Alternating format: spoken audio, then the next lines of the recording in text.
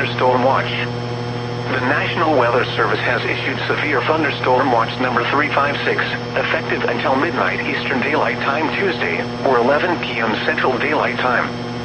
This watch includes the following counties in Indiana: Elkhart, Kosciuszko, LaPorte, Marshall, St. Joseph, and Stark, and the following counties in Michigan: Berrien, Cass, and St. Joseph, and the following: New Buffalo, Michigan to St. Joseph, Michigan, Michigan City, Indiana to New Buffalo, Michigan, and Lake Michigan from Michigan City, Indiana to St. Joseph, Michigan, 5 nautical miles offshore to mid-lake.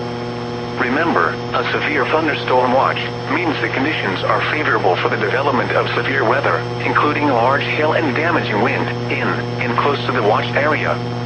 While severe weather may not be imminent, persons should remain alert for rapidly changing weather conditions and listen for later statements and possible warnings. Stay tuned to NOAA Weather Radio, commercial radio and television outlets, or internet sources for the latest severe weather information.